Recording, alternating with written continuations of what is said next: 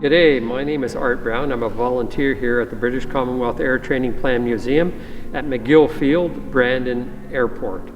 The building that we're standing in right now was built in 1940-41 as part of the BCATP. They did training here, pilot training here. Other locations they did air gunnery, wireless or radio operations. It was a huge undertaking by Canada.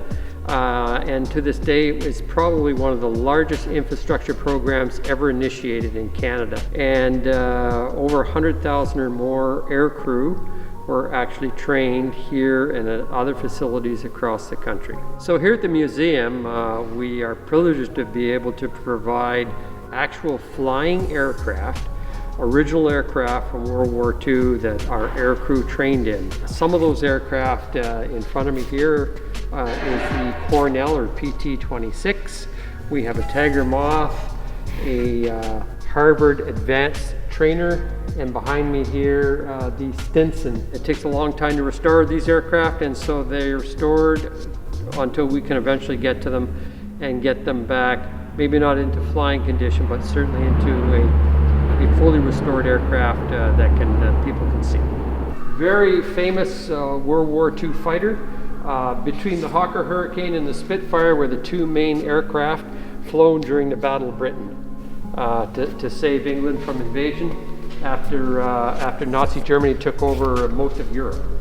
Here's a great example of a Avro Anson and what they look like, and as you can see, a good portion of the aircraft was made out of wood.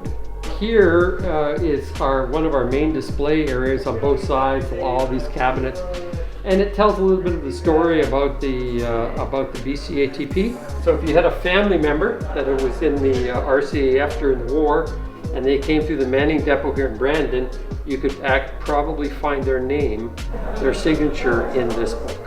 So this is our memorial chapel. And basically it tells a story of several RCAF members through the war that lost their lives. There's their medals that were issued to them. And here we have the Book of Remembrance. It's not a Book of Remembrance, it's officially called Memorial Book. So we're outside here now, and what you're looking at is our memorial wall. And on this wall is the names of over 19,000 members of the RCAF. And not just from Canada, but from all the Commonwealth countries, and even non-Commonwealth countries that came to Canada and joined the RCAF and were killed during the war. So, my full name is Arthur Joseph Brown, AJ Brown. I spent 39 years in the Air Force, and I find it very interesting when you come down here. Brown Arthur, 27. Another Brown Arthur, 21. Brown Arthur J, 19. It just brings home, how young these guys were when they went to war. Many of them in their late teens. So we're in the restoration and maintenance area of the hangar.